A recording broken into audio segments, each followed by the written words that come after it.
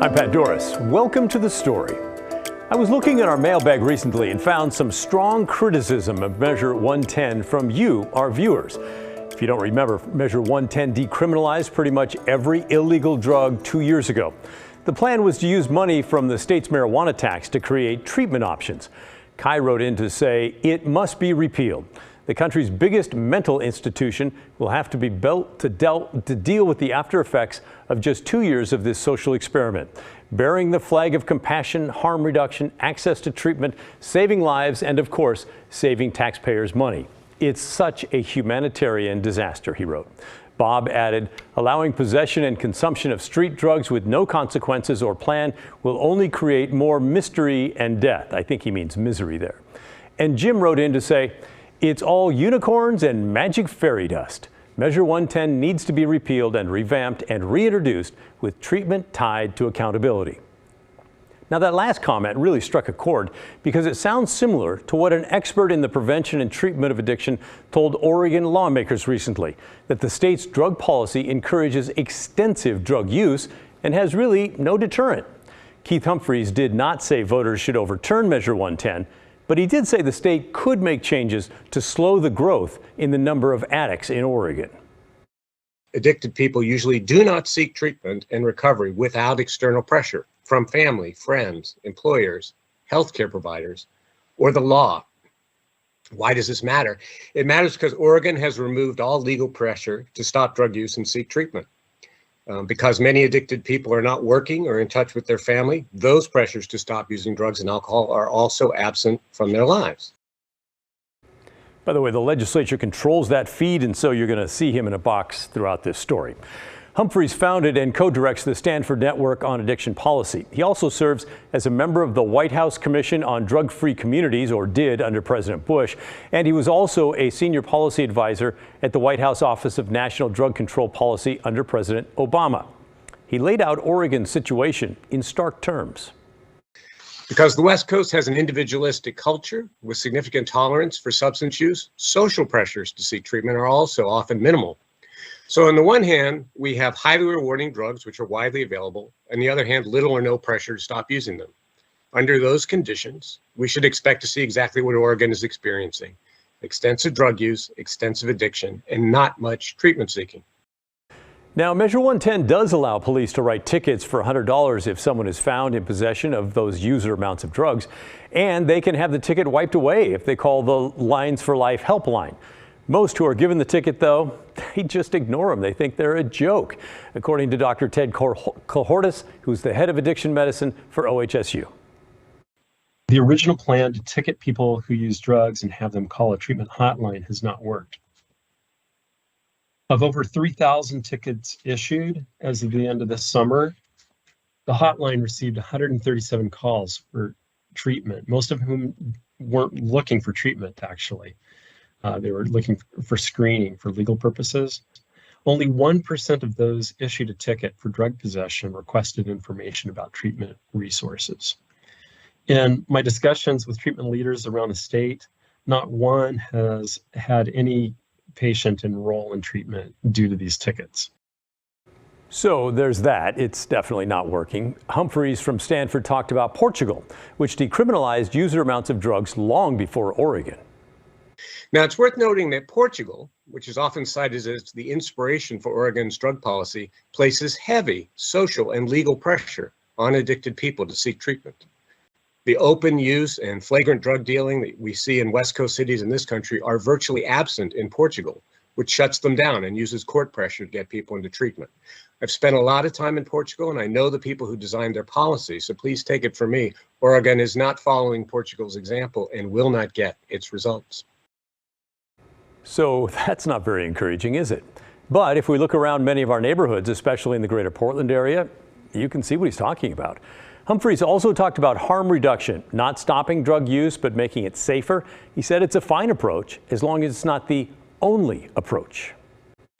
Evidence-based harm reduction can save lives, but it can't do it alone. Making the opioid overdose rescue drug naloxone more available, for example, translates into a smaller proportion of overdoses resulting in death or disability. But harm reduction is not harm elimination. People who use drugs will still suffer. So please combine in your mind that reality with another important fact. Reducing the harm of drug use will never reduce the size of the addicted population. That is the role of addiction treatment and recovery in the short term and prevention in the long term. If Oregon continues on its current path of not complementing effective harm reduction with strong prevention and treatment initiatives, and of focusing harm reduction only on people who use drugs, it should expect rising drug use, addiction, and harms to communities. So that's what the experts have to say. And I'm definitely not an expert, but I do have an opinion, and here it is. When I voted for Measure 110, which decriminalized small amounts of drugs, I think I felt like a lot of people who believe addiction is a medical and psychological issue, and probably not something that has the consequence of being put in jail. You shouldn't put people in jail for using drugs if that's all they're doing. But I also wrongly, it turns out, thought there would be some sort of penalty, some sort of pressure to get addicts into treatment and off the drugs. After all, the title of the measure was Drug Addiction Treatment and Recovery Act. But that's not how it's played out at all. Yes, more than $300 million of marijuana tax money was sent to Measure 110 programs aimed at drug users. The money took 2 years to get out, but it's there now, and it's going to fund programs with services like outreach and peer mentorship and needle exchanges and recovery housing. And that's all great, but none of those programs specifically focuses on stopping addiction. They're focused on making it less painful. Now, it doesn't take a rocket scientist to figure out the results. But maybe it did take an MD from OHSU and a PhD from Stanford to explain it to lawmakers and to the rest of us. As I mentioned at the top, many of you have emailed or called to share your feelings that Measure 110 should be repealed. I'm sure there are more than a few of you out there as well who think that it should just be left alone and given more time to work. I personally have not decided if 110 needs to be overturned. I still do like the idea of helping to get people off drugs, not punish them. But it's clear the law needs both the stick and the carrot, if you will. If there's no incentive at all to change behavior, the behavior is not going to change. If we're going to keep running our first-in-the-nation experiment with decriminalizing drugs, we need to quickly pair that with consequences that will give addicts a reason to get treatment and programs aimed at stopping drug use in the first place. There's an old saying that goes, if you keep doing what you've always done, you're going to keep getting what you always got. That's not a good thing when it comes to Measure 110. In my opinion, it is time for a change. But that's just my opinion. What do you think? You don't have to agree with me, although I think you should. But I could be full of it. I'd love to hear what you have to say. Send me an email. The address is thestory@kgw.com or call and leave a voicemail, 503-226-5090. I look forward to hearing from you. Now to our mental health crisis. In our Uncommitted series, we explained why it's so hard to force someone to get help for their mental health. Many of the folks we talked with think the bar is just set too high, that it's too hard to meet legal requirements for forced care, which is part of the reason we see so many people on our streets in crisis. They also told us it will take changes in state law to fix this broken system. Our reporter Evan Watson took that question to the governor candidates and to lawmakers. What did they have to say about that? Well, through emails and comments and calls to us here at The Story, we learned that a lot of you want to ask, why won't Oregon reevaluate these standards for civil commitment? So we shared this series with the candidates for governor. First off, unaffiliated candidate Betsy Johnson agreed that state standards for forced care are too high, saying, we have to stop using the streets and our neighborhoods as the waiting room for mental health treatment. I believe the pendulum has swung too far in the direction of leaving people to their own devices rather than getting them the help they need. Oregon is last in the country for mental health services, and our state hospital is falling apart. I will fix it. For me, this is a priority, not something to push under the rug. This is where ideology is getting in the way of practical solutions. People with severe mental illness are by definition not capable of making good decisions on their own, which is why we need to act to get them into safer situations. As governor, I will take Oregon out of last place and help get mentally ill people off our streets and to the help they need. We asked Democrat Tina Kotek if this is on her radar. She said, thank you for the thoughtful reporting. Ultimately, we need to make sure we're connecting people with services so they have an opportunity to stabilize and get better. I would be open to working with legislators and stakeholders to reevaluate the standards for civil commitment. As governor, I will work to make sure Oregon has an effective, comprehensive plan that will connect more people with peer support, housing, and other services. This means effectively spending the $500 million the legislature added to expand mental health and addiction care, including more supportive housing and the millions more that voters approved through Measure 110. As governor, I will demand results. We also asked Republican candidate Christine Drazan 4 separate times for comment, and we did hear back from her campaign twice, but they never provided a statement or any other response. All right, so to summarize then, Betsy Johnson says, yes, change needs to be made. Tina Kotek kind of pivoted on us there. She said she'd look at it, but she didn't really say which way she would go and whether she thinks the bar is too high. And then Christine Drazan blew us off. All right, if lawmakers are going to take this up, what would it take? Well, we know what that might look like because we've seen this before, actually in past sessions in 2019 and in 2021. Oregon senators proposed bills that would have redefined the dangerous to self or others standard, effectively lowering the legal bar that must be met for forced care. In both cases, the bills were referred to the Ways and Means Committee, but all progress stopped there. So I asked lawmakers on that committee currently the same question. What do you think about these state standards, and would you do anything about this? Here are 2 of those responses. Senator Elizabeth Steiner Hayward is a Democrat representing Northwest Portland and Beaverton. She's also a doctor and longtime medical professional. She said, I agree that we need to reevaluate these standards. It requires a careful balancing of civil rights and the need to protect people who are at risk of harming themselves or others. I look forward to continuing to work with those focused on this effort to find a path that walks this fine line as fairly as possible. Senator Jeff Golden, a Democrat representing Ashland, provided a different perspective, explaining why previous bills designed to address these standards have failed. He said, my view is that the biggest single defect we have in Salem is the mountain of policy bills that die in the Ways and Means Committee after careful vetting in policy committees, usually and not always because there's not enough time to deal with them. Yeah, that's a really big problem. I've covered for 30 years different parts of the legislature, and there's always bills that, especially if they have a price tag connected to them, get sent to Ways and Means, and then as the session goes on, all this other stuff like the state budget is taking the forefront. And so towards the end of the session, it's not that they don't like that bill, it's just that there's so many other big things they have to deal with that one just sits there and they say, we'll get to that next year. And the question there, of course, is priority. What are you bumping to the top of that list here? And maybe now in 2022, 2023, with all this discussion around mental health and where we stand as a society, as our community, maybe this becomes a priority for them in this next session. I think so. You've done a great job putting a spotlight on them. So now we pass the ball to them, and let's hope they don't drop it. Thanks, Pat. By the way, if you missed one of Evan's uncommitted segments and you want to catch up, the series is available to stream right now on KGW Plus, our free Roku and Fire TV app. You can also find segments on the KGW YouTube channel. Still ahead on The Story.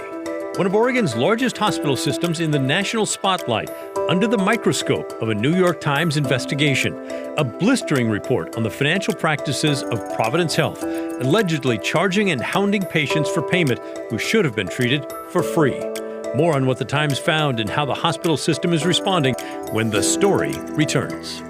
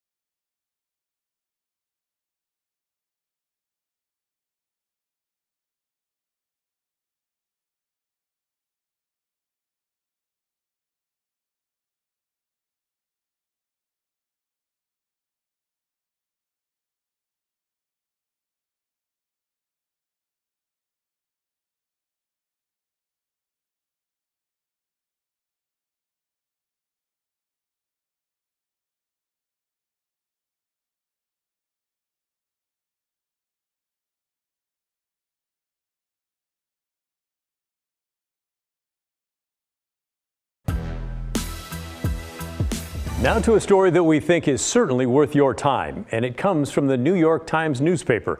It's considering the financial practices of one of Oregon's largest hospital systems, Providence Health. It's titled Profits Over Patients. They were entitled to free care, hospitals hounded them to pay. And a subheadline is where the scathing really begins.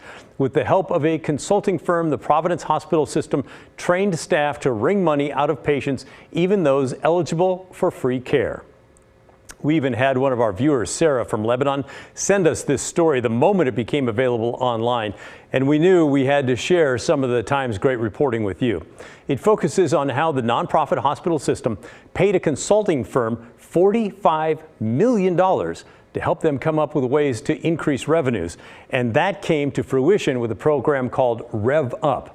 The program was a roadmap for employees to pressure patients to pay for their care, even patients who were supposed to get free care due to their low income. And if patients didn't or couldn't pay, the Times says Providence sent debt collectors to pursue them. And for a nonprofit hospital system, that doesn't seem right. Providence is a massive operation with 51 hospitals and hundreds of clinics. Its revenues last year was north of $27 billion. The Times reported the company is sitting on $10 billion that it invests and even runs its own venture capital fund. They also avoid more than $1 billion a year in taxes, per the report. And in exchange, the IRS requires them to provide services like free care for the poor. The Times found that in 2018, before the Rev Up program began, Providence spent 1.24% of its expenses on charity care. That's below the average of 2% for nonprofit hospitals nationwide. But last year, after the Rev Up program kicked in, that number dropped to below 1%. Providence is based in Washington State, and in February of this year, Washington's Attorney General there accused the hospital system of violating state law, in part by using debt collectors to pursue patient balances that in total added up to more than $73 million. Providence is fighting that lawsuit, but said it would stop using debt collectors for low-income patients who should qualify for free care in Washington. But the Times found it's happening in Oregon as well. And it's no secret that financial distress is a huge issue today. Cost of living is near the top of every poll when Americans are asked what issues they care about ahead of the upcoming election. So to have debt collectors calling low-income patients, hounding them for payment, potentially sending their credit scores plummeting, that is a bad look. And the Times uses several examples of patients making really difficult decisions. Things like buying fewer groceries, splitting medications in half to make them last longer, all because they were being told they had to pay for their care, which should have been free. As you'd expect, Providence issued a lengthy statement on its website after the Times report was released. It says in part, the notion that Providence intentionally takes advantage of those who are vulnerable could not be further from the truth of who we are. It noted the hospital system provided $1.9 billion in community benefit in 2021. This includes $271 million in charity care and $1.2 billion in Medicaid losses. With regard to a decline in charity care levels, it's important to note that our Medicaid losses have simultaneously gone up. This is because many people who would have previously qualified for charity care are now covered by Medicaid thanks to the Affordable Care Act. You should definitely go check out the Times full report because there is simply too much for us to include here in our show. We do want to let you know the article might be behind the New York Times paywall, but they do often let you read a few articles for free, and this is one you definitely want to check out. And we also want to know what you think about the story. We want to hear your thoughts. If you think you should have received free care from Providence, by the way, but are still being billed or hounded to pay up, please let us know. Send us an email. The address is thestory@kgw.com or leave us a voicemail, 503-226-5090. Coming up now in just 2 minutes on The Story, when you write into us about problems with the city of Portland, there are often two prevailing themes, the homeless and how littered the city is with trash. Well, a relatively new program aims to help solve both those issues, and it seems to be working. We'll have the details after the break.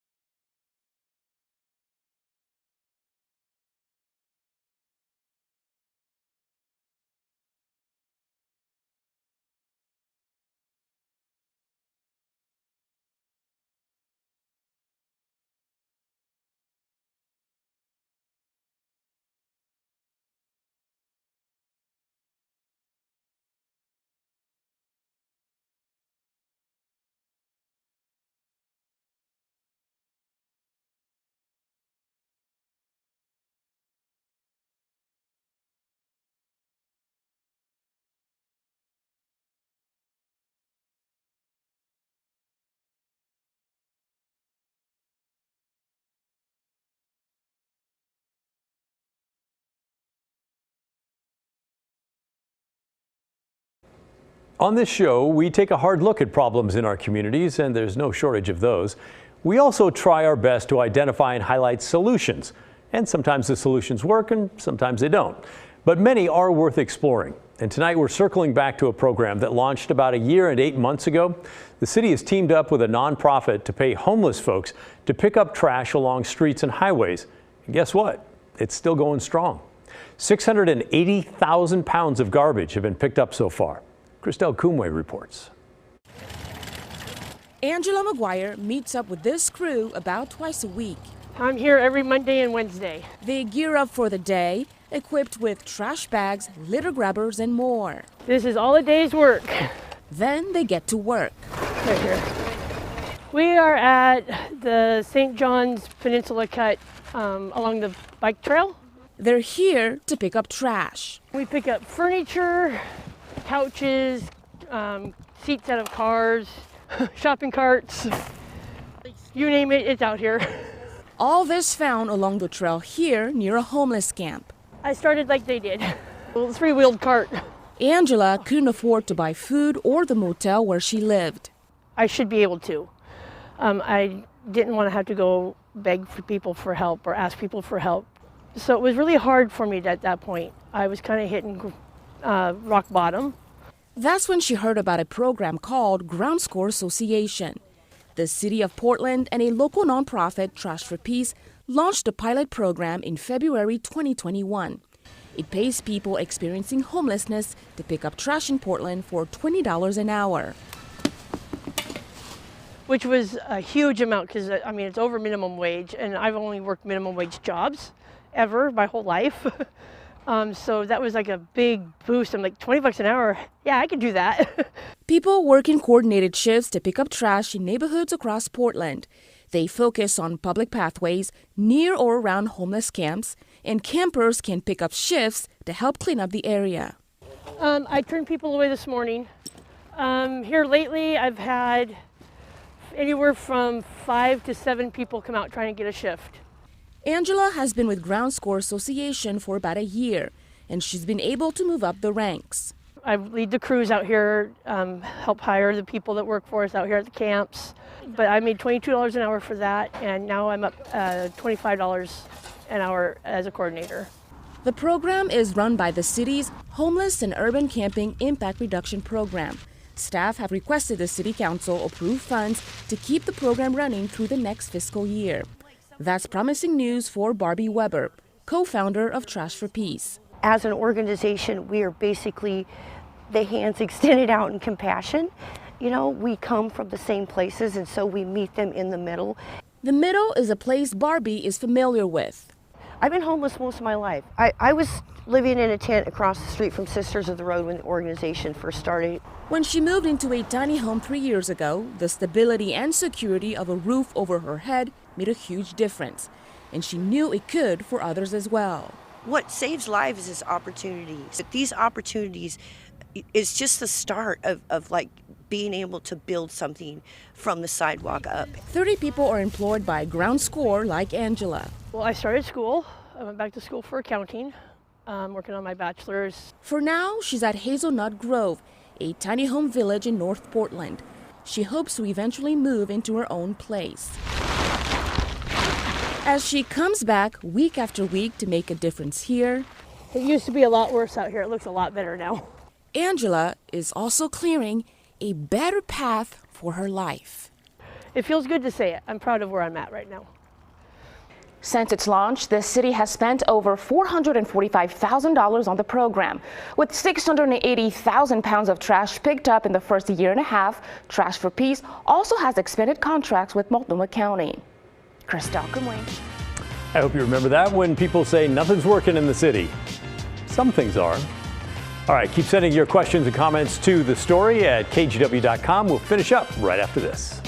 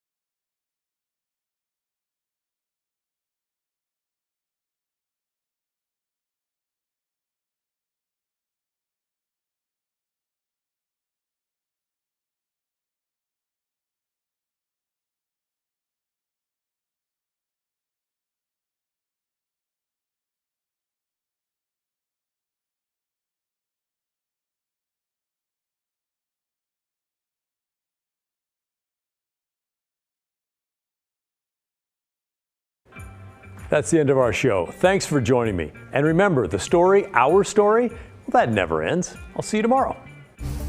This is KGW News.